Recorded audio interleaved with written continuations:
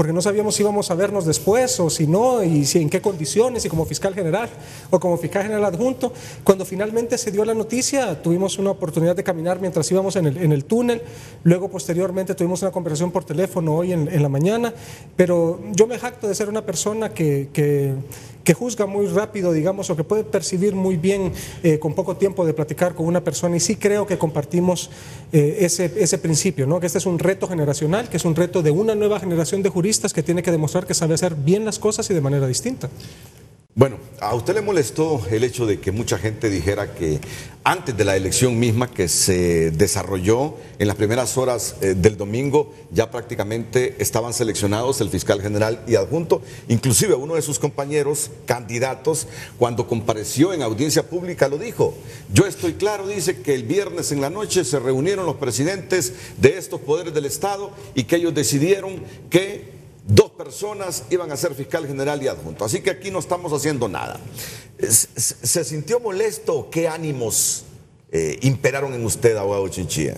No, la verdad que no me sentí molesto, sí me sentí sorprendido porque con el abogado Diego Escobar Arias y con muchos de los compañeros que compartimos este proceso de selección, creo que intercambiamos durante esta semana y media que compartimos ideas, pláticas. En alguna medida uno va generando cierta simpatía y aprecio por todos los compañeros que ahí estábamos. Con él siempre mantuvimos relaciones cordiales. No sabíamos de que él iba a tomar esa determinación al momento de la entrevista. Y lógicamente respetamos su criterio, pero no, en los sentidos no nos molestamos, la verdad que no. Bueno, ¿qué fue lo que no se dijo el sábado, inclusive ayer domingo?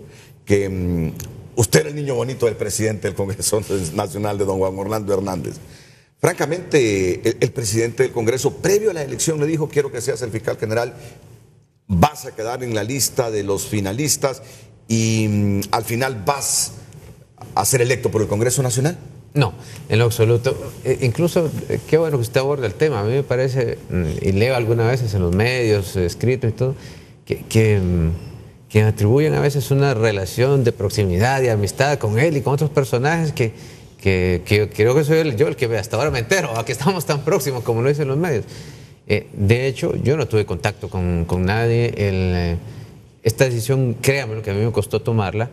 Sí sentía el anhelo de aspirar a la fiscalía, porque yo creo que el ser humano va cumpliendo etapas, épocas, y yo creía que podía hacer algo por el Ministerio Público. Si yo hubiese tomado esta decisión pensando en mi comodidad, en mi tranquilidad, créame que me hubiese quedado donde estaba, porque estaba muy contento dentro de la Corte Suprema de Justicia. La función jurisdiccional a mí me encanta. Acabábamos de venir de la República de Perú, de participar en una reunión con la Conferencia de Venecia, y me siento muy honrado de que el presidente de la Conferencia de Venecia me enviase después una misiva donde dice que, producto de mi intervención y del interés que se mostró en esas participaciones que tuve en la conferencia, admiten a la Sala Constitucional de Honduras como miembro permanente de la Comisión de Justicia Mundial, de Justicia Constitucional Mundial, que actualmente solo tiene 73 países, y Honduras pasará a ser el 74, el quinto de América. Entonces, como le digo, yo estaba muy contento, yo me sentía muy cómodo en la sala. Si lo que hubiese prevalecido, como le fuese la comodidad, el no tener alteraciones, no tener problemas, hemos hablado con el doctor Cuellar que este reto que vamos a asumir nos va a cambiar radicalmente la vida. Vamos a tener ahora que trabajar que 14, 18 horas, no sé cuánto tiempo nos va a llevar estos meses iniciales para poder salir adelante. Tomar la decisión de entrar porque creo que puedo brindarme sin tiempo ni medida, al igual que el doctor, a tratar de marcar la diferencia entre lo que se ha venido haciendo en la investigación, juzgamiento y sanción de los delitos. El pueblo lo reclama, es una situación imperante para el país, no tenemos tiempo más para equivocarnos. Usted es yerno del secretario del Congreso, del abogado Rigoberto Chan Castillo. A ver, sí. ¿Ha escuchado que es otra de las cosas que se dice? Es una de las expresiones, sí. Legalmente todavía no tenemos parentesco de afinidad y consanguinidad porque no he contraído matrimonio con su hija, con la cual sí espero contraer matrimonio y ahí ya pasaré a ser oficialmente el yerno, ¿no? ¿Es un fiscal soltero entonces? Por algunos días, creo que ya por mucho. O sea, usted rechaza totalmente que el presidente del Congreso, que el secretario del Congreso hayan influido en esta elección suya como fiscal general del Estado. En lo absoluto. De hecho, con el abogado Roberto Chan, que como usted señala, hay una relación de amistad cercana y todo. Cuando él se enteró por los medios, porque yo ni siquiera se lo dije, que había postulado, me invitó a que platicáramos y me dijo que si lo había meditado, que era una oportunidad importante de servir al país, pero que tenía como colaterales riesgos. No te diré que me preocupa tu seguridad, pero lógicamente me preocupa la seguridad de mi hija y de mis eventuales que van a estar a tu lado, ¿no? Claro.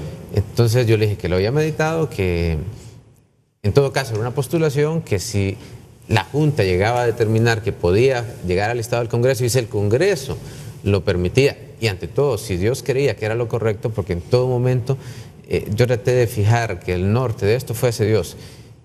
Si en realidad a mí me correspondía acceder al Ministerio Público, que fuese su voluntad, sino quedarme en la trinchera donde estaba. Ahora, no crea que solo de usted se dijo algo en relación a que habían intervenido algunos políticos para la elección. También del abogado Rigoberto Cuéllar se habla que la pieza clave en que él haya quedado en los 5 propuesto por la Junta Proponente fue el presidente de la República. Creo que usted ya lo ha escuchado también.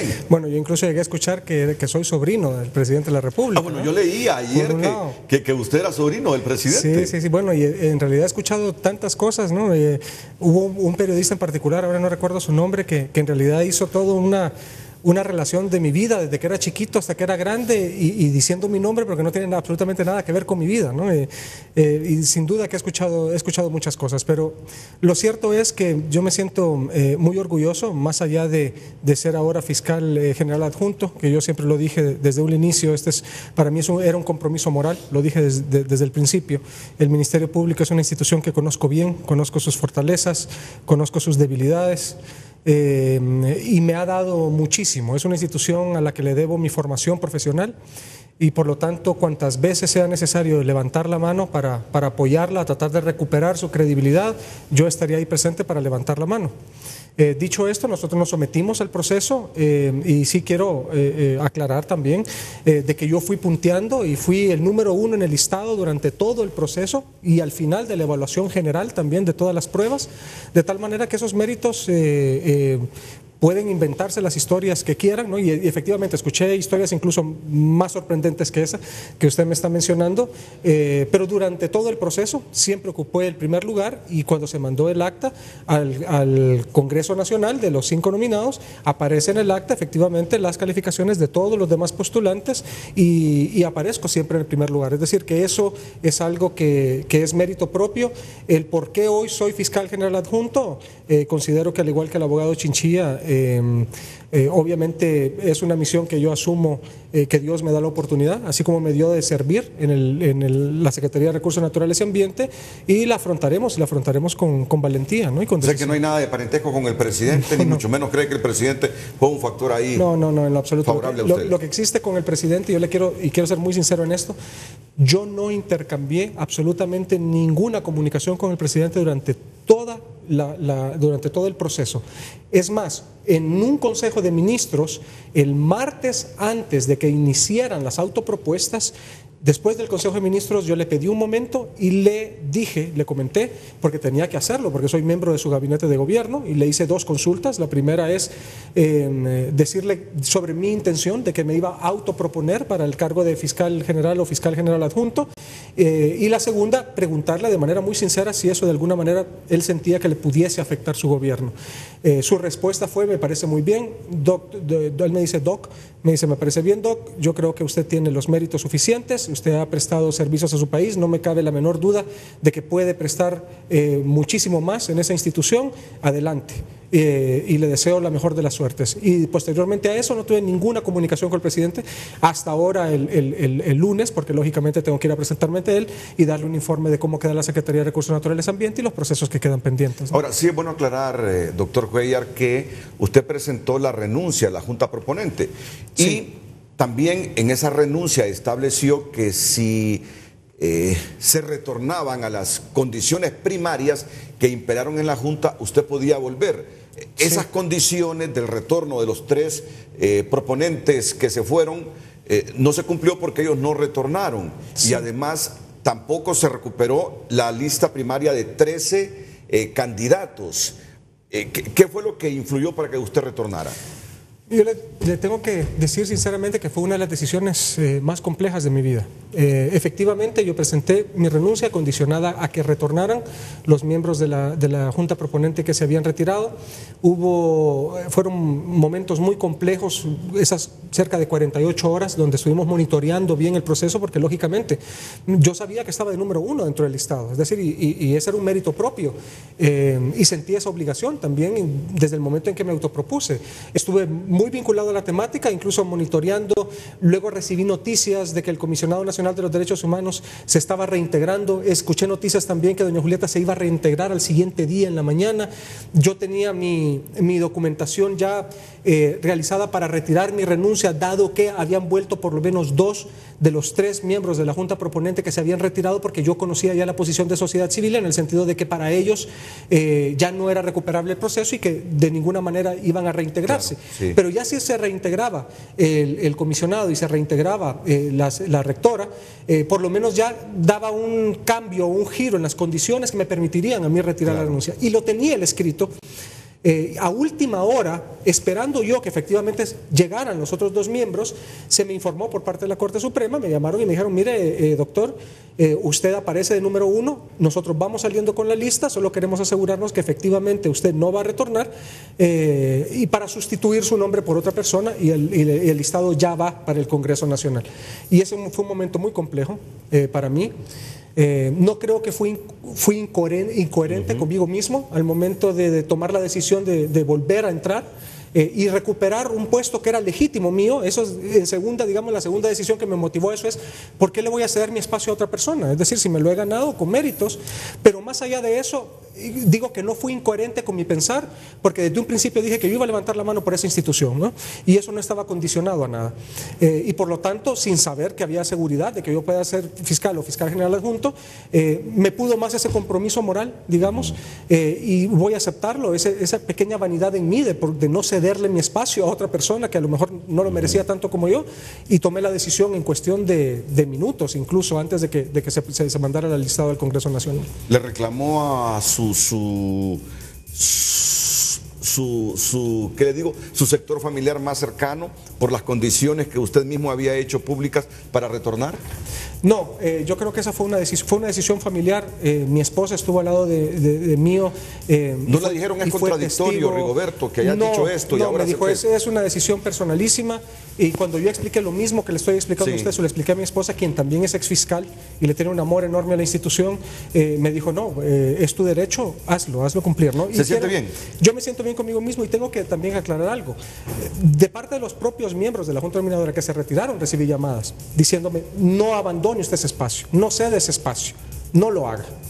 De tal manera que al final decidí no hacerlo, pero yo estoy claro, Renato, de que este proceso ha tenido muchos traspiés, y no me lo has preguntado, pero seguro me lo vas a preguntar. En el segundo segmento. Sí. Y te diré que no estoy contento con cómo se dieron las cosas, pero independientemente de eso, creo que eso lo que implica es un reto mayor para nosotros, a recuperar la credibilidad y decir que sí somos las personas idóneas y las personas correctas para estos cargos. Y eso hay que demostrarlo con hechos. Aunque he escuchado a la rectora Julieta Castellanos decir que ustedes tienen la gran oportunidad en los primeros 6 meses de demostrar de qué materia los hizo Dios y del compromiso que tienen con el Estado de Honduras a través del Ministerio Público. Eso se lo he escuchado decir a una de las mujeres más influyentes que hay en el país, la rectora Julieta Castellanos, que estos 2 varones que nos acompañan esta mañana en Frente a Frente, en los primeros 6 meses deben haber demostrado si valió la pena su elección ayer en el Congreso Nacional.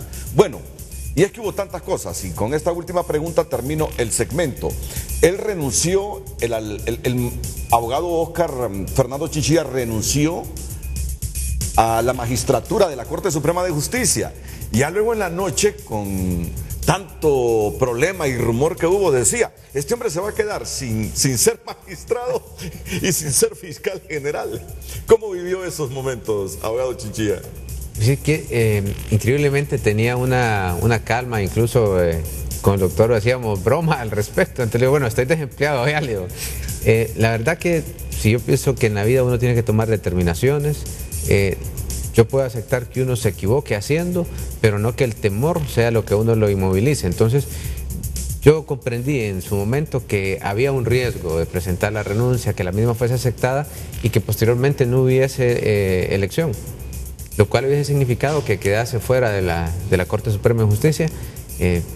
Lo medité, me puse en las manos de Dios, lo hice y creo que eso es lo que me dio la fortaleza para estar tranquilo y más bien tomarlo con cierto humor, ¿no?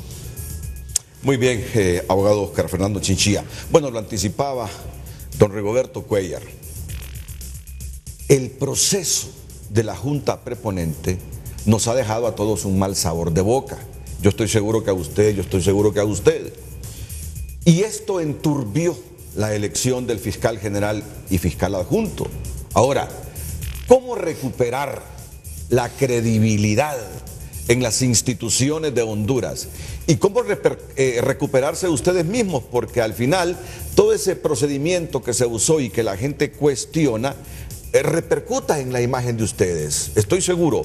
¿Cómo recuperarse ustedes? ¿Cómo recuperar la institucionalidad y su proceso previo a la elección del fiscal general y adjunto? Me gustaría escuchar sus comentarios inmediatamente después de estos consejos comerciales.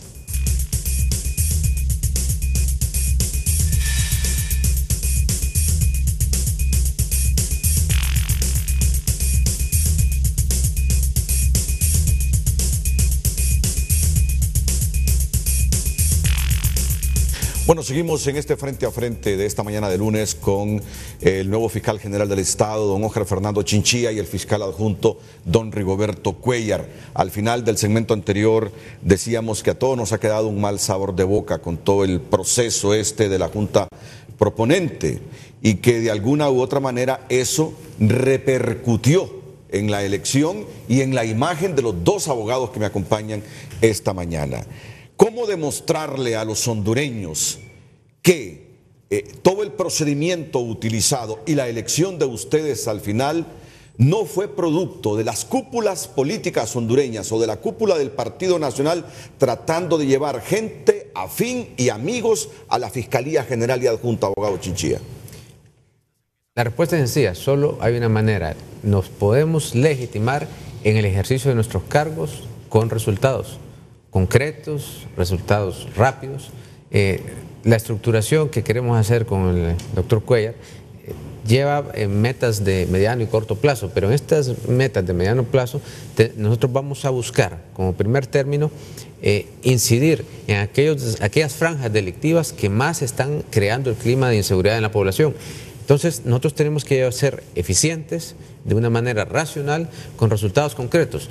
Podemos acudir a foros y agradecer la oportunidad que usted nos da de exponer nuestros planes, pero esto se volverá estéril si nosotros no lo acompañamos de resultados. Estamos conscientes que la mejor manera de legitimarnos y de que la población retome la confianza en un ministerio público, construir un ministerio público respetado por la población, temido por los delincuentes. Esa es nuestra meta.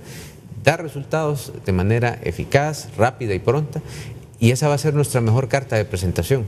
Y el mensaje para aquellos que piensan que en el caso suyo llega simplemente a proteger los intereses de la cúpula del Partido Nacional, del presidente del Congreso Nacional, que en el caso suyo, y lo mismo puede decirse del doctor Cuéllar, simplemente llegan a evitar que los que actualmente no gobiernan, si no ganan en las próximas elecciones, no sean perseguidos por el Ministerio Público. Aquí evidentemente va a haber voces que sostengan esa posición. Yo podría comparecer varias veces y tratar de decir que es lo contrario, pero al final cualquier construcción, por falsa que sea, cuando usted la contrasta con la realidad, con los hechos, desaparece.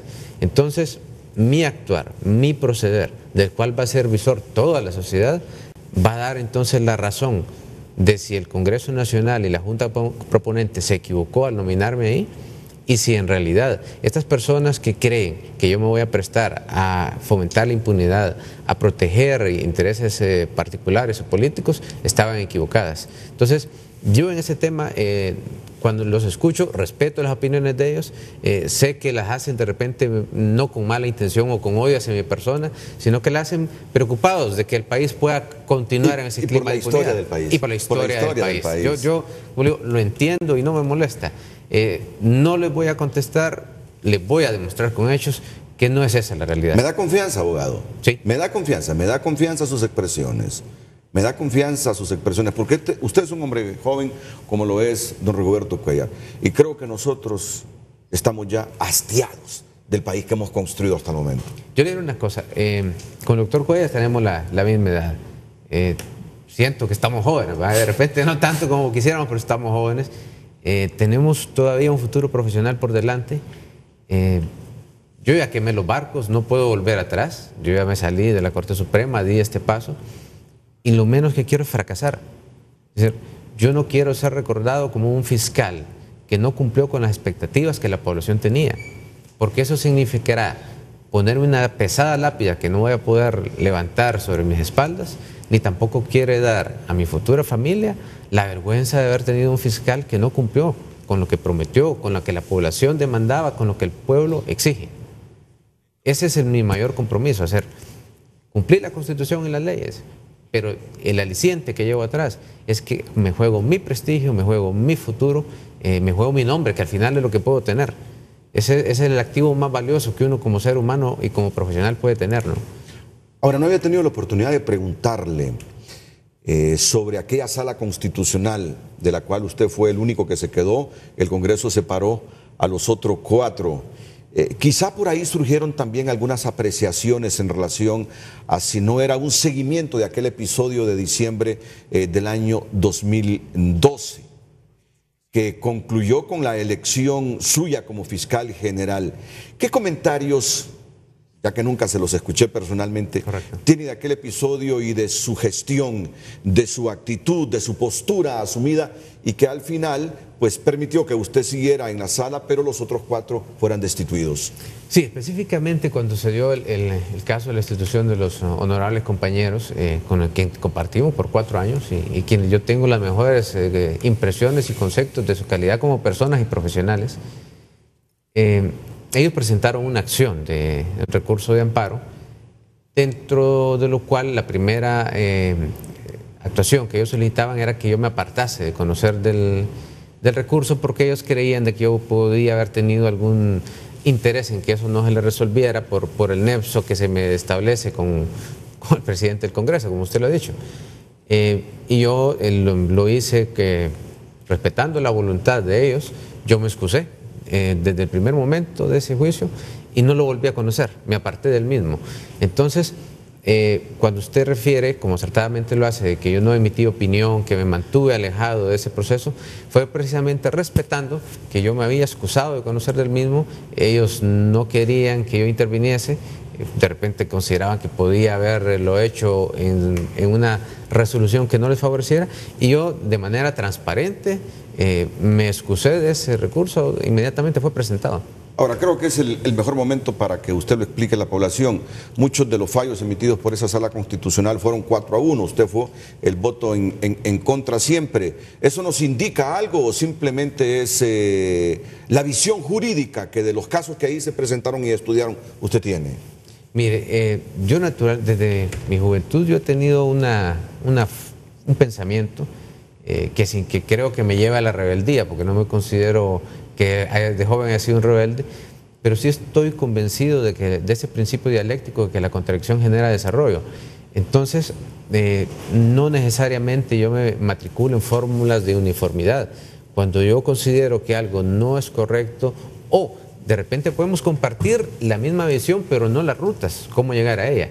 Entonces, yo nunca tengo temor en plasmar cuando no estoy de acuerdo. Y por lo mismo, yo trato de ser una persona pluralista que entiende que en la diversidad y en respeto a la alteridad se construyen consensos. No me molesto también cuando alguien no coincide conmigo. De hecho, con usted podemos coincidir en muchas cosas. Habrá otras en que usted pensará que yo estoy errado. No vamos a compartir visión, pero jamás usted va a tener que yo me moleste con usted o algo por eso. Creo más bien que si nosotros, los seres humanos, hubiésemos seguido nos hubiésemos creado una naturaleza con consensos o con uniformidad, mejor dicho. Si no hubiese una persona en el mundo que se le hubiese ocurrido que la Tierra no era plana, no estuviésemos sentados en este set. Afortunadamente alguien que pensó diferente y comenzó a tratar de demostrarlo. Entonces, no estoy diciendo, por ejemplo, que cuando yo tengo una visión disidente sea la correcta, pero de repente lo que quiero es que se respete, se estudie y sacar conclusiones. Con el doctor Cuellar, con quien vamos a trabajar de manera eficiente y compenetrada, estoy seguro que vamos a compartir la mayor parte de las visiones, las metas. De repente en el camino no vamos a coincidir en algún objetivo y puede ser que yo esté equivocado, lo cual no significa que yo también vaya a ofrecer resistencia a rectificar. Cuando yo me equivoco lo reconozco y lo acepto paladinamente. No me da pena equivocarme y reconocerlo. Más bien creo que eso me hace en alguna medida aprender más y fortalecerme y crecer como profesional. Desde que se fundó el Ministerio Público siempre tuvimos un fiscal liberal y un fiscal general liberal y un fiscal adjunto nacionalista.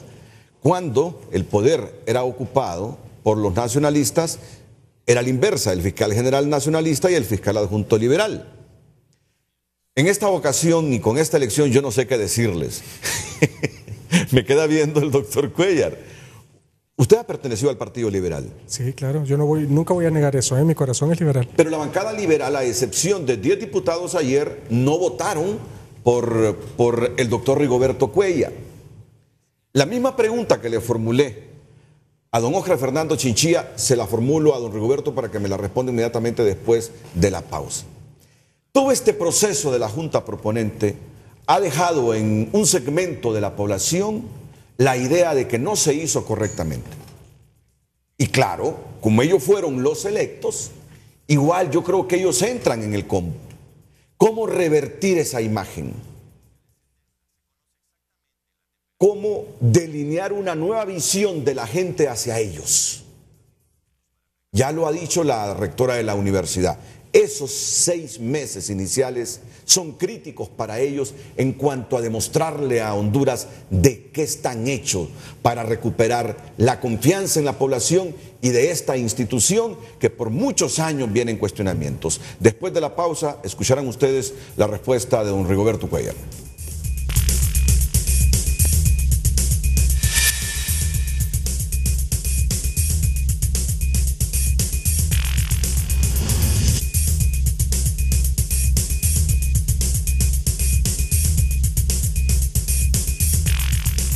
Bueno, desde la fundación del Ministerio Público es la primera vez que nacionalistas y liberales no negocian la Fiscalía General y Adjunta. Yo debo asumir que el fiscal general, el fiscal adjunto, perdón, don Rigoberto Cuellar, no se siente un fiscal adjunto propuesto por el Partido Liberal, porque inclusive en la sesión del Congreso Nacional, la mayor parte de la bancada no votó por él. Yo no puedo negar que soy de afiliación liberal, mi corazón es liberal.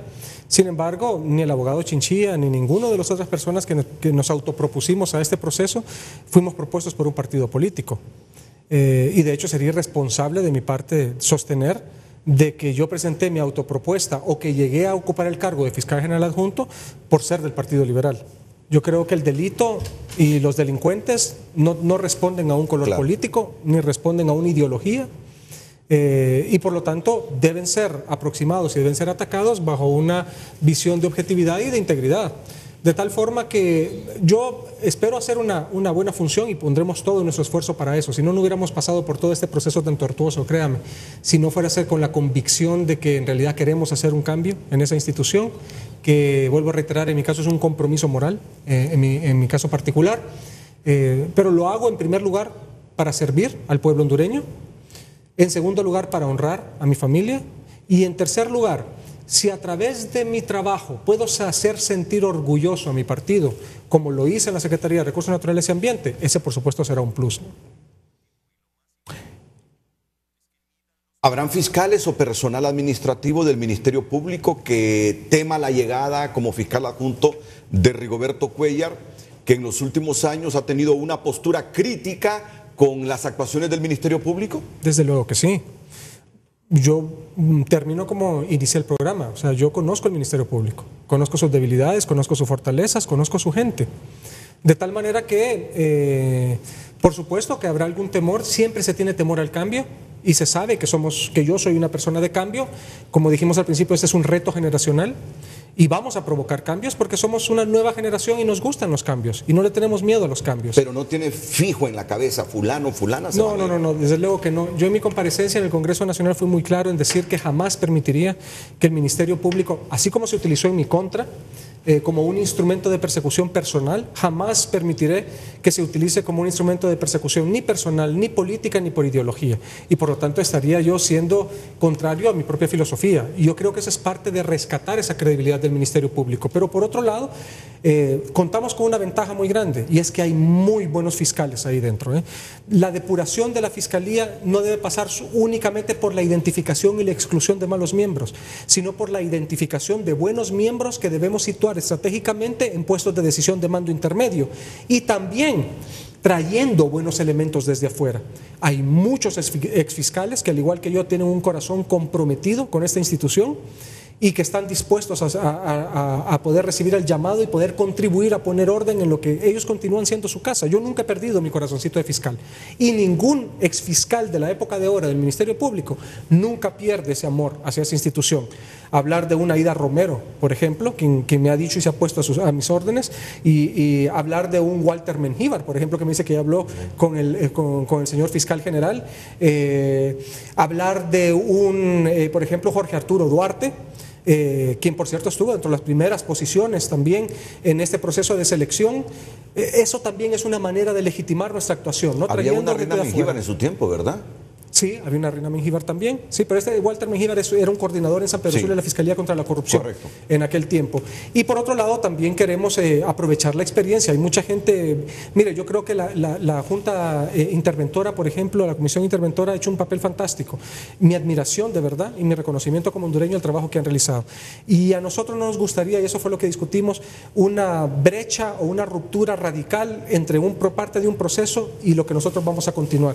Nosotros valoramos lo que ellos han hecho y queremos una época, un tiempo de transición para poder continuar sobre las bases que ellos han dejado.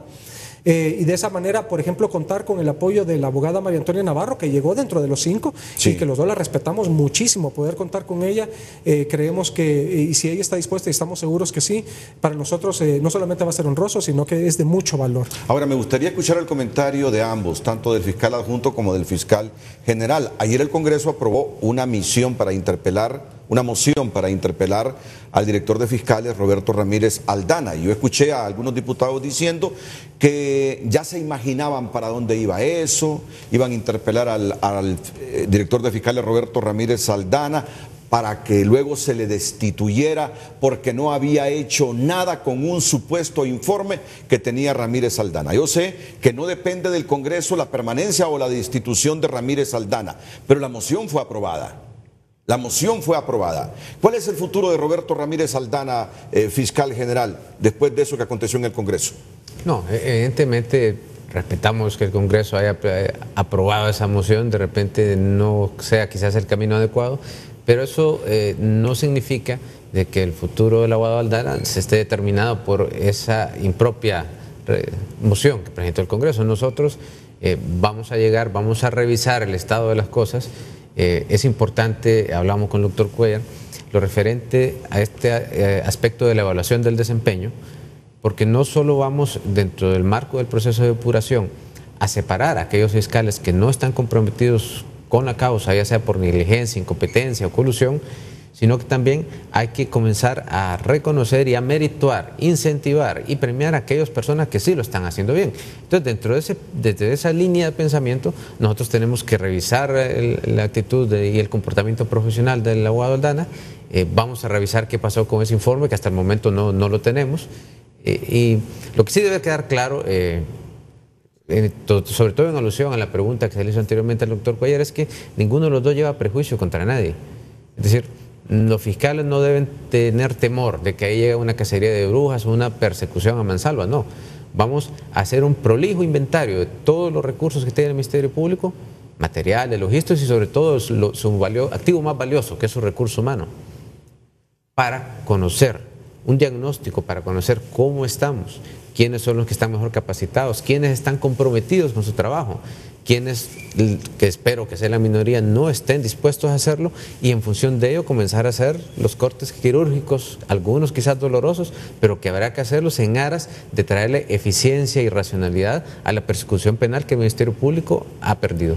Bueno, ya vamos a profundizar un poquito sobre ese supuesto informe, que no lo conoce Roberto Ramírez Aldana, porque en la transmisión de Canal 5, anteayer, el interventor Lino Tomás Mendoza afirmaba que no le habían entregado ese informe a Aldana, donde supuestamente hay 22 fiscales con muchos actos de corrupción. Pero también me gustaría escuchar su comentario, don Rigoberto Cuéllar, sobre la moción que aprobó el Congreso.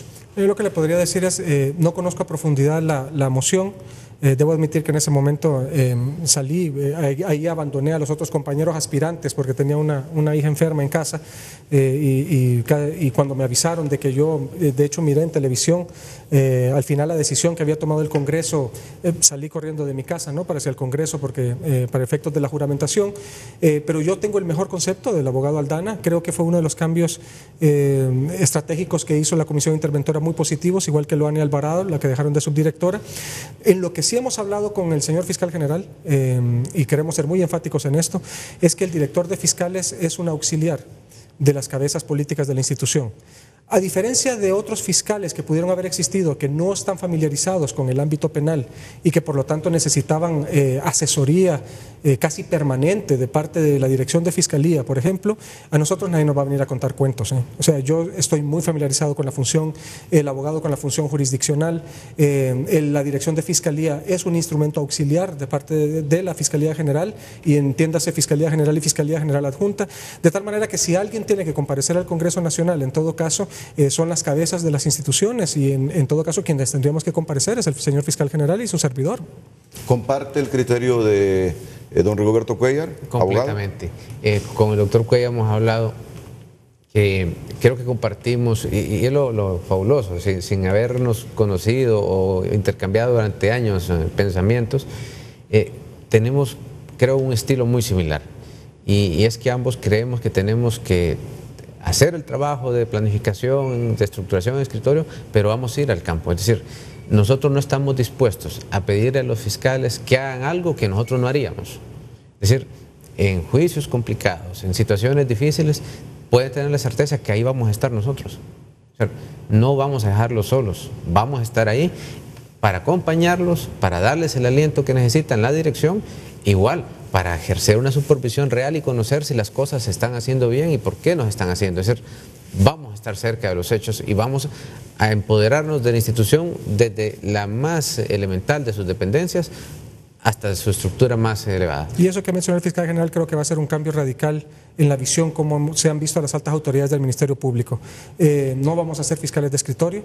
Platicado con el fiscal general y compartimos, por ejemplo, el caso del policía, que salió el video, el famoso video que nos indigna a todos los hondureños.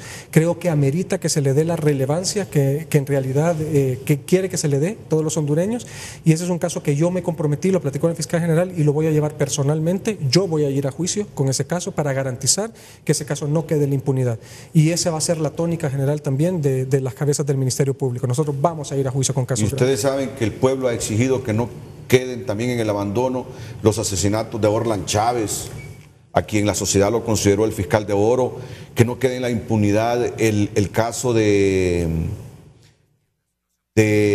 aquel hombre que luchó tanto por limpiar al país de las drogas, Alfredo Landaverde, casos emblemáticos. Es decir, yo quisiera que no quedara ningún caso, por muy humilde que sea la persona o la familia, en la impunidad, pero hay casos emblemáticos que Honduras reclama. ¿Quiénes fueron? ¿Quiénes fueron? ¿Quiénes fueron? Por favor, ¿quiénes fueron? ¿Cómo van a hacer con estos casos? Llevarlos personalmente, Renato. Ese es un compromiso que hemos asumido. Tenemos la experiencia para hacerlo. Yo he sido capacitador de jueces y de fiscales, es decir, que lo que los fiscales están aplicando ahora, eso es lo que yo mismo les he enseñado.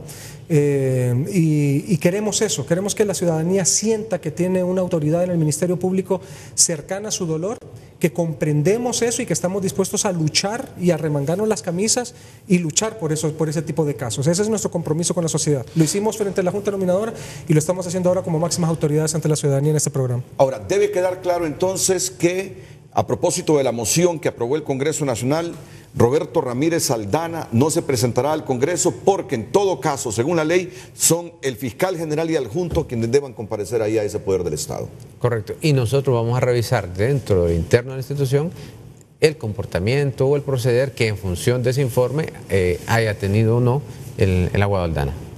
Bueno, ese informe, hasta donde nosotros entendemos, porque los medios de comunicación no lo hemos divulgado, no lo tiene el director de fiscales, solo lo tiene la Junta Interventora, no sé si está en poder del Congreso Nacional, revela la supuesta conexión con el crimen organizado de 22 fiscales.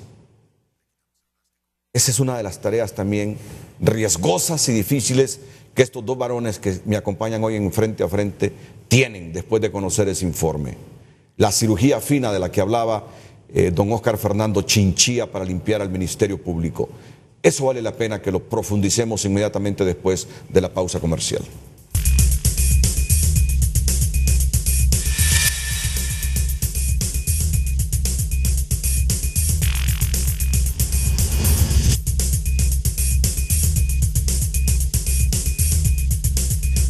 Bueno, vamos a entrar a la parte más sensitiva. Vamos a entrar a la parte más sensitiva. Aquí es donde Genaro botó a la mula. Así es el dicho. Correcto. La limpieza. En los últimos años mucho hemos hablado de depuración policial, mucho hemos hablado de la depuración de las instituciones operadoras de justicia en general. Hay un famoso informe que habla de más de 20 fiscales comprometidos con el crimen organizado, informe que nadie de nosotros tres presentes aquí lo conoce, me imagino que ellos lo van a conocer muy pronto. Pero sí hemos escuchado de la parte oficial, de algunos sectores oficiales, la existencia del informe y de esto, de los fiscales comprometidos o coludidos con el crimen organizado. Obviamente que si yo les pregunto a mis dos invitados, ¿le temen a esto? ¿Le temen tocar al informe? Bien lo decía el abogado Chinchilla. Yo le puedo decir que no aquí, pero ya estando allá, de repente haga lo contrario, o a la inversa, que sí aquí, allá haga lo contrario. ¿Qué es lo que quiero plantearles en esta mañana? ¿Con qué enfoque ustedes van a analizar ese supuesto informe donde hay fiscales que no están haciendo las cosas bien, que al contrario exponen a sus compañeros, exponen a la institución y además nos exponen a los hondureños a seguir permanentemente en esta colusión entre crimen organizado y algunos sectores públicos? Bueno, abogado Cuellar. Yo le diría que en principio, bajo los mismos criterios de objetividad y profesionalismo, como veremos cualquier caso. Una de las cosas que hemos discutido que es absolutamente necesario para recuperar la credibilidad del Ministerio Público es que cuando el Ministerio Público decida acusar, lo haga porque tiene los elementos probatorios suficientes para tener éxito. De nada nos sirve a nosotros presentar 100 requerimientos fiscales, como ha ocurrido con la Fiscalía contra la Corrupción en años anteriores, y que de eso solo una sentencia condenatoria o 2 sentencias condenatorias se logren. Eso no le da credibilidad a la institución. Pero también, por el otro lado, de descubrirse que se tienen los suficientes elementos probatorios como para presentar un requerimiento fiscal, se va a presentar el requerimiento fiscal. Pero al tratarse de un miembro de nuestra institución, por supuesto que tenemos que empezar a dar el ejemplo en casa, ¿no? Y ahí sí lo haremos con toda la intención de sentar precedentes importantes. Abogado Chinchilla. De acuerdo. Decíamos al inicio que los fiscales no deben tener temor alguno de que el doctor Cuellar o su servidor vamos a llegar a perseguir gente, en lo absoluto. Vamos a apoyarlos, a darles las herramientas y todo lo necesario para que cumplan con su labor. Somos gente de diálogo, de apertura, de trabajo en equipo, pero sí intolerantes con la corrupción, con el mal desempeño y ejercicio de trabajo. Vamos a revisar de manera objetiva, imparcial y ecuánime esos informes y vamos a determinar que si de los mismos, que de la lectura del mismo se sustrae, que tiene sustento las imputaciones que se hagan contra estos 22 servidores, vamos a proceder de la única manera posible en estos casos, aplicando la ley de manera radical, sobre todo por la doble condición que ellos tienen. Como ciudadanos de haber transgredido la ley, y lo más grave, precisamente por ser los servidores públicos en quienes la sociedad confía los representen en sus intereses. Eso es doblemente agravante para ellos. No vamos a tolerar eso. Debe ser ejemplarizante la política que debe asumir el Ministerio Público en estos casos. No debe haber tolerancia. Si queremos construir un Ministerio Público que genere confianza, respeto frente a la sociedad, debemos iniciar limpiando en casa y estableciendo pautas que nos permitan quedarnos solo con aquellas personas que en realidad están compenetradas y comprometidas con los objetivos, causas que la ley y la Constitución establecen al Ministerio Público. Generalmente cuando se eligen a personas como ustedes en instituciones como esta, hay un periodo como de ir a conocer cómo funciona la administración, cómo es aquella institución, se pierde un semestre en ese conocimiento. Yo entiendo que aunque usted no ha estado nunca en el Ministerio Público, ya conoce cómo es que se maneja y cómo está ese Ministerio Público. Yo entiendo que usted lo conoce a fondo porque estuvo ahí como fiscal. ¿Por qué les planteo esto? ¿Tienen calendarizado en qué tiempo ustedes habrán hecho la cirugía fina para sacar a los fiscales corruptos del Ministerio Público? Nosotros estamos trabajando con el doctor, precisamente este día fue un poco complicado, mañana y el martes nos vamos a terminar de afinar las visiones que tenemos, que son coincidentes. Claro. Y tenemos incluso, creo que los mismos caminos y las mismas hojas de ruta para llegar a ello. Y en función de ello vamos a establecer un cronograma que nos va a permitir, pienso yo, en un término de 60 a 75 días, tener ciertos parámetros alcanzados, metas que son ahorita prioritarias, y posteriormente ir establecer unos programas de corto y mediano plazo, ese periodo de 6 meses, pero nosotros creemos en realidad y deseamos ofrecer resultados que sean tangibles, que tengan incidencia en un periodo no prolongado de tiempo. Es decir, porque eso además es lo que nos va a legitimar en el ejercicio de nuestro cargo. Creo que es fundamental entender que el recurso humano, los pocos recursos materiales que se tienen ahí, no están racionalmente aplicados. Entonces podemos tener, según información e investigaciones que hacen, fiscalías que atacan a delitos que tienen una alta incidencia en los índices de criminalidad con pocos recursos, con condiciones materiales inadecuadas para que un fiscal pueda hacer una investigación o sustentar un requerimiento. Entonces tenemos que priorizar, hacer una reingeniería rápida, priorizar los recursos humanos, los recursos de logística, todo lo que es el proceso de investigación para atender de manera rápida e inmediata a estos delitos. Es decir, es una situación compleja porque hay que hacer una reestructuración de fondo, una reingeniería de fondo que permita construir ese Ministerio Público que anhelamos con el doctor, pero a la par debemos de ir estableciendo algunos mecanismos alternos que permitan hacer viable una mejora en la persecución penal, a la par que vamos construyendo esa ruta que nos permita consolidar el Ministerio en el anhelo y en la aspiración que nosotros tenemos de dejar fijado. ¿Cuántos informes hemos escuchado sobre el Ministerio Público? ¿Cuántos exfiscales centroamericanos de Costa Rica, sobre todo exfiscales generales, han venido al país para hacer consultorías y preparar informes del Ministerio Público? ¿Cuántas veces no hemos leído que es un problema, que los fiscales transcriben las investigaciones mal hechas de los policías y que por eso no presentan requerimientos fiscales irrefutables, irrebatibles? Usted más que nadie ha leído esos informes. Yo participé en muchos de ellos. Fui corredactor de muchos de ellos y lo que estábamos comentando hace poco, ¿no? Hay varios procesos que paralelamente se deben llevar y uno de ellos, pero para mí todos van orientados, yo creo, al final en un fin muy específico: recuperar la vanidad profesional del fiscal. En mis tiempos, y no estoy diciendo porque estoy muy viejo, sino cuando empezaba el Ministerio Público era impensable, te lo digo, Renato, hablar de un compañero fiscal corrupto. En nuestra cabeza no cabía, porque nos sentíamos tan orgullosos de ser fiscales que eso era impensable. Yo recuerdo esa primera generación de fiscales. Cuando se daban los casos eran completamente sacados fuera como si tuvieran lepra y eran fácilmente identificables por el mismo cuerpo de fiscales. Y eso es lo que tenemos que empezar a trabajar y que se ha perdido. Hoy en día tú vas a un tribunal y aquí el abogado Chinchilla conocerá mejor sobre la experiencia judicial, pero tú lo ves, va a un juicio oral, pierde el juicio oral y no ha pasado nada. y se pone el papel bajo la mano y bueno, se perdió otro. Y vamos al siguiente día y perdemos el otro.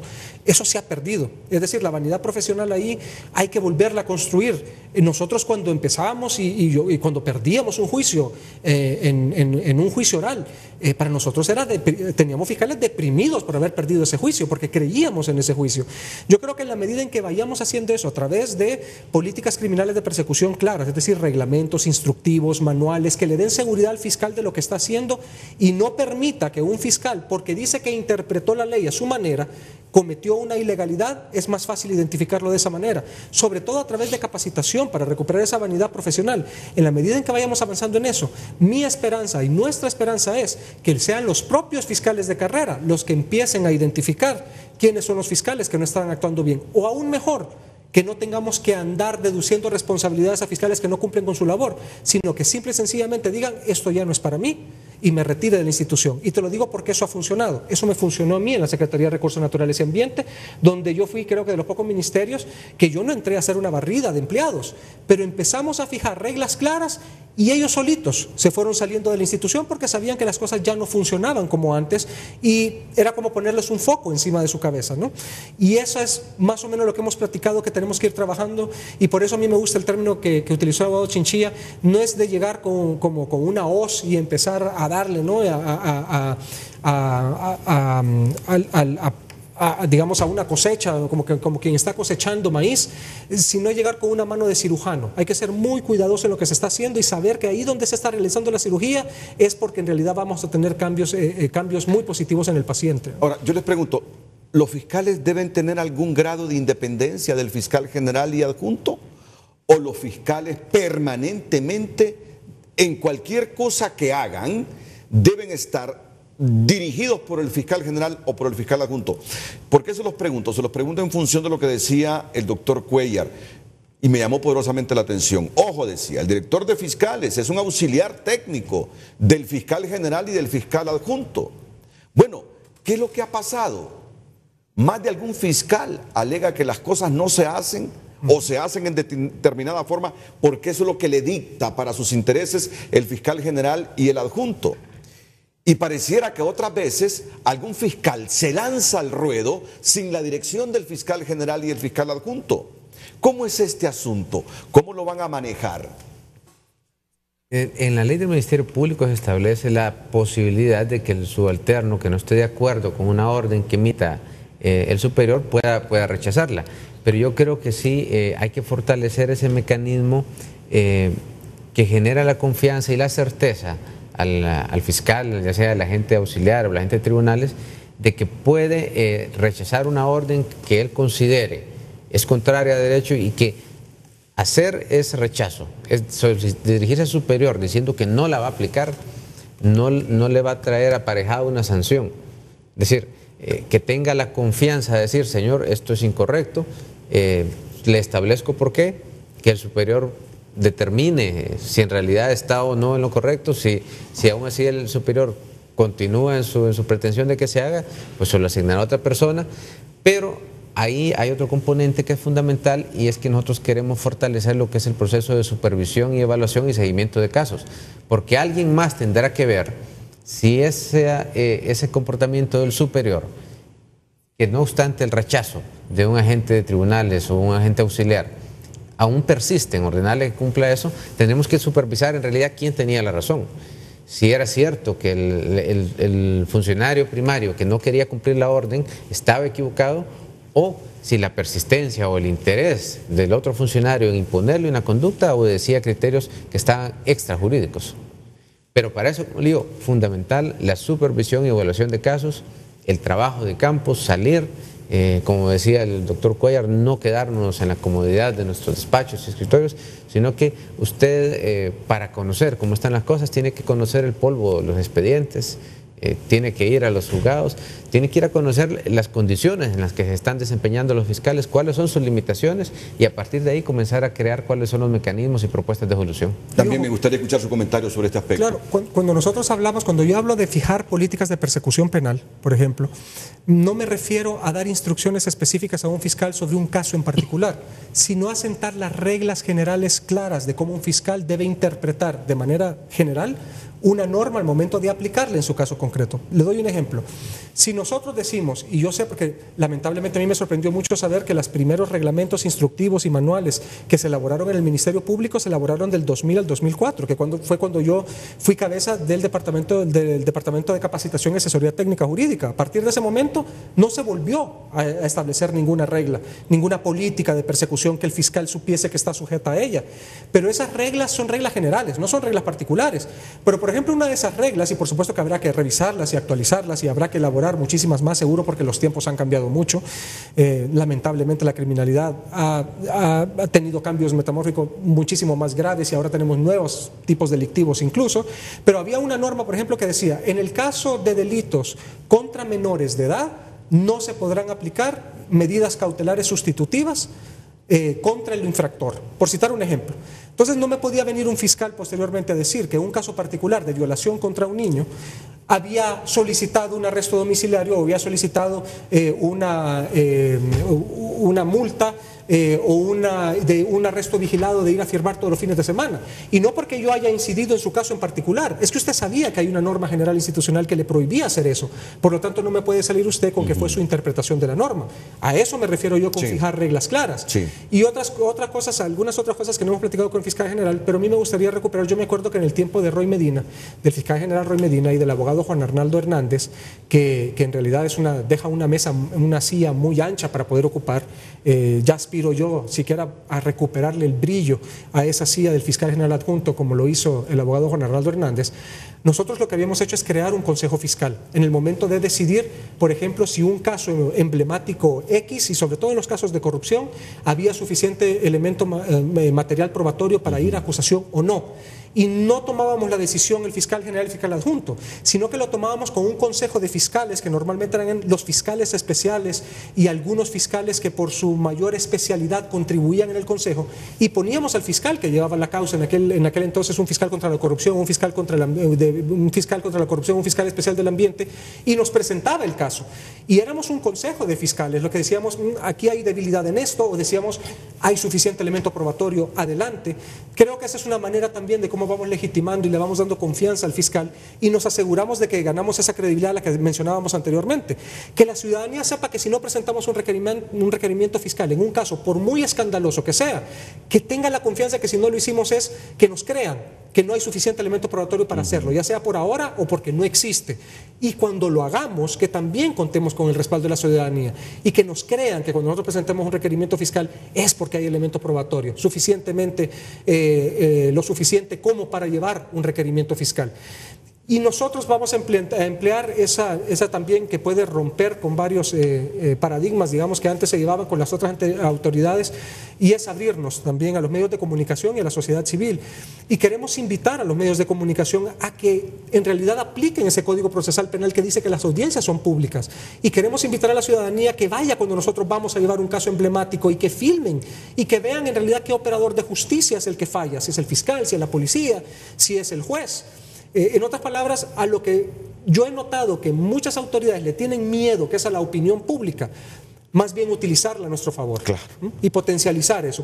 No conozco otra manera, Renato, de cómo legitimar la actuación, ya no de un funcionario público, sino de una institución, si no es de esa manera, abriéndonos, ¿no? Claro. La sociedad civil. Y si mal no recuerdo, ustedes tienen un consejo ciudadano en la ley del Ministerio Público, ¿cómo se le llama? Hay un consejo ciudadano del Ministerio Público ciudadano que habrá que ampliar, quizás, que habrá que reestructurar porque no ha venido funcionando como nosotros hemos querido. Pero esas instancias de vigilancia de sociedad civil son las que nosotros queremos fortalecer. Claro, y entiendo que en ese Consejo Ciudadano inclusive están representados hasta los medios de comunicación. Ojo, no se me vaya a malinterpretar. No se trata de que haya una colusión entre medios de comunicación y Ministerio Público. No. Pero es que aquí todos debemos cooperar con la institucionalidad y con la eficiencia de las instituciones. Y cooperar con la eficiencia de las instituciones es también asumir una posición crítica constructiva con las instituciones. Pero ahí tienen ese Consejo Ciudadano, que ese Consejo Ciudadano ha estado muerto, inservible, infecundo. Y es una herramienta valiosa, discutíamos ayer, que si usted la potencializa, porque si usted ve la conformación del Consejo, y es interesante, ¿verdad? Tiene el presidente de la Junta de Asociación de Medios de Comunicación, como usted refería, la presidencia del Consejo Hondureño de la Empresa Privada, la rectora de la Universidad Nacional Autónoma, los campesinos organizados en el COCOSH, los sector obrero organizado en el CTH, la Asociación de Mujeres de Honduras. Es decir, tiene usted el corte transversal de la sociedad y puede tener la academia y la investigación de la universidad. Entonces, ese consejo consultivo debidamente estructurado, como dice el doctor, repotencializado, revisando por qué no ha estado funcionando, revigorizándolo, puede ser una herramienta valiosa para obtener insumos que nos permitan, como Ministerio Público, tener la percepción de qué es lo que la población preocupa, cuáles son las franjas delictivas que quieren combatir, y también el consejo puede ayudarnos a divulgar cuáles son las campañas y políticas que como Ministerio Público queremos que se conozcan y que de la población se empodere las mismas. Claro. Bueno, muchas cosas interesantes he escuchado del abogado Chinchilla, de don Rigoberto Cuéllar, y quiero hacer mención de esta, que los fiscales recuperen esa vanidad. ¿Qué queremos decir con recuperar la vanidad? Ese dolor, esa tristeza cuando pierden un juicio, cuando un defensor privado o cuando, ¿cómo le llaman a los abogados que facilita la Corte Suprema? Defensores públicos. O cuando un defensor público le gana a un fiscal. Que le duela, que no duerman esa noche. ¿Qué hice de mal, por favor? Porque solo así van a no cometer esos mismos errores en un próximo juicio. Pero eso, de que le vaya mal en su trabajo, de que cada día su empresa vaya para abajo, en este caso una empresa pública, una institución pública, perdiendo juicios, y que a nadie le duela, que nadie tenga tristeza. Hombre, esa gente perdió la autoestima. Esa gente no le está sirviendo a la sociedad. Pero ahí depende mucho también del ejemplo que pueda dar la superioridad. Yo conocí, y vamos a revisar si todavía está vigente, pero que había una política institucional, por ejemplo, que medía la eficacia de los fiscales por el número de requerimientos que presentaba. Como que si se tratase de una maquila. Es decir, enséñeme cuántos requerimientos presentó esta semana. Ah, pues yo presenté 20. Ah, pues ese es un muy buen trabajo porque usted ha presentado 20 requerimientos. Eso no es manera de medir la eficacia de un funcionario público. Porque si los 20 nosotros los vamos a medir por el número de condenas que logra conseguir. Porque de lo contrario, lo que está usted midiendo es producción de papel, de cuánto papel puedo gastar. Pero ahí es esa conectividad, por ejemplo, entre esa política institucional y la jerarquía, le demuestra a usted cómo puede llevar por el descalabro a una institución, ¿no? Muchas veces la relación entre el fiscal general y adjunto da al traste con la buena administración y la eficiencia. ¿Cómo se van a blindar don Oscar Fernando Chinchilla y don Rigoberto Cuéllar para que en ningún momento de su gestión en 5 años las relaciones de ellos hacia los objetivos comunes que tienen con el Ministerio Público no se resquebrajen? Porque ya luego comienzan los intereses, porque la vanidad desbordada es peligrosa también. La vanidad desbordada es peligrosa. ¿Cómo tener sus límites entre la Fiscalía General, Fiscalía Adjunta, pero complementándose? Y cómo cada quien hacer su función y brillando tanto desde la Fiscalía General y desde la Fiscalía Adjunta, sin que se generen celos profesionales de quién está haciendo mejor las cosas, de quién influye más en los fiscales. En términos generales, ¿cómo hacer que dos seres humanos en los que se ha depositado la confianza para llevar por mejor sendero al Ministerio Público no desmejoren su buena relación para la marcha eficiente de esa institución? Después de la pausa comercial, también hablaremos de las reformas que vienen a la ley del Ministerio Público, porque recuérdese que primero eran las reformas y después la elección del fiscal general y adjunto, pero luego se cambiaron las cosas, primero la elección y luego las reformas. ¿Tienen claro los fiscales generales y adjuntos de qué reformas urge esa institución? Después de la pausa.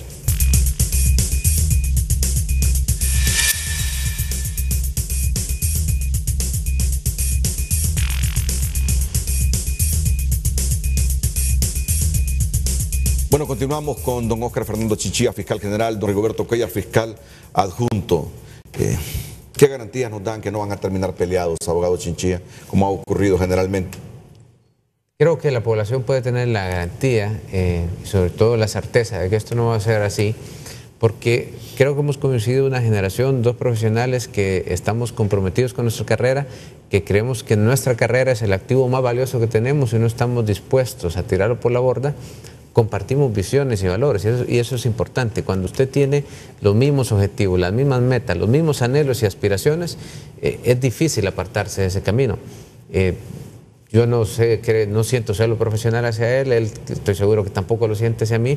Creo que no va a haber límites entre las Fiscalías Generales de Junta, por el contrario, van a haber puntos de coincidencia, vehículos y formas de comunicación para complementarnos en los trabajos, para poder sacar adelante cada una de estas metas que nos vamos a trazar, encaminadas a obtener una política de persecución penal efectiva que nos garantice que la mayor cantidad de ilícitos que investiguemos y juzguemos se traduzcan en sentencias condenatorias.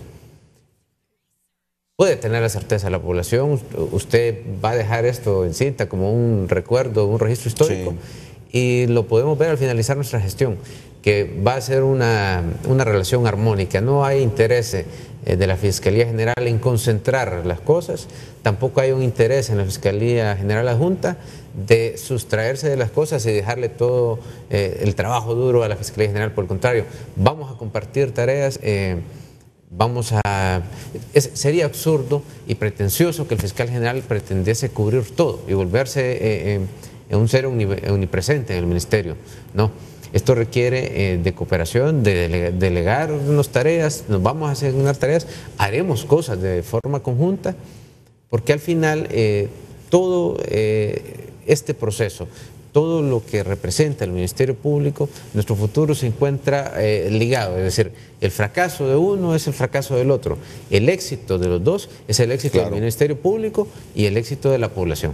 Claro, y realmente el rol del fiscal adjunto en esta ley del Ministerio Público ¿es una figura decorativa o es un hombre también beligerante ahí en la conducción de esa institución? No, yo tengo que ser muy claro y muy honesto en esto. Es decir, de conformidad a la ley del Ministerio Público, efectivamente el fiscal adjunto es una figura decorativa. No tiene más funciones que las que le delega el fiscal general. Por eso vamos a trabajar en unas reformas a la ley del Ministerio Público para darle funciones y atribuciones a la figura del fiscal adjunto, porque es ingrato por las dos vías. Es decir, por una vía llega un funcionario al quien se le paga y se le paga un salario y puede pasar todo el periodo, y ha ocurrido, porque yo he visto pasar fiscal general y fiscales adjuntos, porque como es una institución que tanto cariño le tengo, siempre le sigo un monitoreo. Y a la pregunta que usted le hacía al abogado Chinchilla de cómo podemos garantizarle a la población de que no vamos a terminar peleados, porque usted puede ver la diferencia de las administraciones, por ejemplo las dos primeras administraciones, entre las relaciones fiscal general y fiscal adjunto y cómo salieron.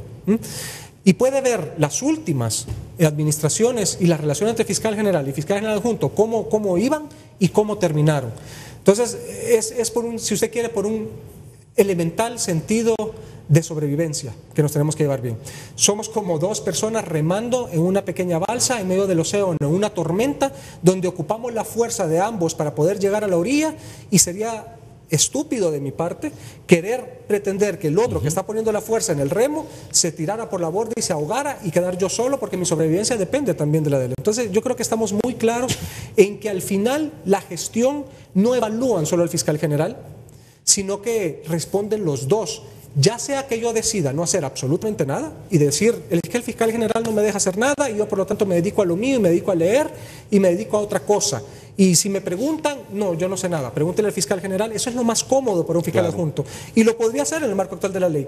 Pero al final, desmarcarse de esa manera no lo salva a usted de la suerte con la que resulta el fiscal general. Y a la vez, es ingrato que el fiscal general se lleve toda la responsabilidad y tener a alguien que supuestamente es su segundo y que se le paga bien, casi igual que él, y no tener un apoyo de poder exigirle a él, mire, usted me tiene que apoyar en esto. Entonces yo creo que nosotros estamos claros en esto, ¿no? de que es una aventura que una empresa que hemos montado, y que de la manera como sigamos nosotros trabajando en común, va a decir muchísimo de cómo vamos a terminar. Para eso tienen claros también las reformas que deben producirse ahí, y vamos a trabajar en las reformas y hay un acuerdo sobre eso. Y mientras tanto, nos pondremos de acuerdo también para no perder tiempo en la reforma, sino que ir trabajando ya sobre algunas delegaciones que tenga bien el fiscal general darme. Hablamos del tema de formación, por ejemplo, de capacitación, y que yo me encargue de esa área, entre muchas otras que todavía nos queda por platicar. Pero Creo vamos que a sería trabajar bueno en las reformas. calendarizar cuándo el Congreso debe estar aprobando esas reformas también, porque estamos contra el tiempo, abogado Chinchilla. No, y nosotros estamos conscientes también de tenemos que acelerar este proceso de determinar con claridad las reformas y tomando en cuenta que el país se encuentra ya de la semana pasada en esta recta electoral y eso en alguna medida nos va a dificultar que el Congreso esté antes de las elecciones ahí, pero sí de repente tener a su regreso de las elecciones, tratar de tener esas reformas ahí para que en el mes de diciembre pudiésemos tener idealmente aprobadas estas reformas que nos van a permitir, porque es una cosa interesante, fíjate que la delincuencia va evolucionando y la delincuencia va encontrando siempre formas por donde ingresar y busca los pliegues que va dejando estructuras jurisdiccionales o de persecución penal que se van quedando arcaicas. Entonces, es lógico, es imperativo y es menester que el Ministerio Público se actualice y su estructura se vaya determinada por una ley que recoja precisamente estos flancos que han ido quedando con la normativa que se encuentra actualmente. Para nosotros es imperativo obtener esta reforma. Bueno, ¿tienen alguna visión así general? Yo no les voy a pedir que profundicen sobre esto porque apenas el domingo en la mañana fueron electos ustedes. ¿Sobre qué tipo de reformas urgen en el Ministerio Público? Sí, compartimos algunas visiones y nos complementamos en otras. Yo tengo que ser muy sincero en decir que no conozco las reformas que se han trabajado en el Congreso. Sí me gustó la manera yo creo que fue responsable de que se esperara la elección de los nuevos fiscal general y fiscal adjunto para aprobar las reformas, porque hacerlo al margen de la institucionalidad puede ser hasta contraproducente. No las conozco porque estaba en otra función dentro de lo que es la Serna. Sin embargo, el presidente de la comisión se me acercó y nos instó a que trabajáramos rápidamente en esas reformas y por supuesto que nos vamos a involucrar y las vamos a... ¿Hay fiscalías de sobra o hay fiscalías que deberían crearse? Yo creo que decir y adelantar ahorita un criterio, no sé el fiscal general, pero a mí me gustó mucho la frase que él dijo, hay que ir con mano de cirujano en esto, vamos a hacer un análisis, no me gustaría a mí ahorita hablar de desaparecer o de crear más fiscalías, lo que sí estamos claros es que hay que eficientizar lo que ya existe. Estamos muy claros, yo vengo de una secretaría que se le ha reducido el presupuesto enormemente y esa es la realidad del país, por lo que pensar que nos van a duplicar el presupuesto para salir adelante, eso sería una utopía. Tenemos que ver qué es lo que tenemos, racionalizar los recursos que tenemos y potencializarlos para ser una institución más eficaz. Entonces yo no pensaría tanto en reducir o aumentar, a mí la palabra de aumentar me asustaría mucho. Sí. Habría que ver si hay una distribución equitativa en todo caso de trabajo y si sobran fiscalías o se pueden unir otras, pero eso es algo que yo creo que tendremos que analizar en el tiempo. Muy bien, vamos a la última pausa comercial y vamos a retornar para comentar un poco más con lo que comenzamos el programa. Después de los problemas que hubo en la Junta Proponente, que se dividió la Junta Proponente y que al final solo fueron 4 los de esa Junta Proponente que enviaron el listado de 5 candidatos al Ministerio Público, muchas inquietudes han quedado entre los hondureños. Pero esta mañana yo he escuchado aquí personalmente decir usted igual en su casa al fiscal general y adjunto al fiscal general que no tienen ningún compromiso con nadie, que no llegan a servirle a quienes los eligieron o a ser instrumentos de quienes los eligieron. Yo quisiera que profundizáramos un poquito sobre el plano político de independencia del fiscal general y adjunto. ¿Saben algo? Y yo creo que se lo decía al fiscal general, usted como yo y ustedes mismos, creo que están hartos ya de tanta corrupción en el país, que están hartos de tanta colusión en el país, y ahora que se nos dice que hay gente coludida con el crimen organizado, con los delitos transnacionales, peor todavía, llegan en el momento de más riesgo, posiblemente van a comenzar las extradiciones en poco tiempo y ustedes, al igual que los periodistas, al igual que diputados, serán blanco de atentados. Ojalá que no sea así, pero saben de los riesgos que implica para ustedes y para sus familias el tomar decisiones con independencia. Pero bueno, es que deben tomarlas independientemente de los intereses o de los dos grupos de poder del país o de los intereses del crimen organizado. Deben tomarlas. Y nosotros, los hondureños, indistintamente de todo esto que hubo en las últimas semanas con la Junta Proponente, debemos aprender a confiar que ustedes llegan con absoluta independencia y ustedes a generarnos un clima de confianza de que así van a actuar. Por eso me quedo con esa expresión de la rectora. Estos primeros 6 meses son indicativos de cómo será el resto de la jornada de ustedes en el Ministerio Público. Voy a escuchar sus comentarios finales inmediatamente después de la pausa.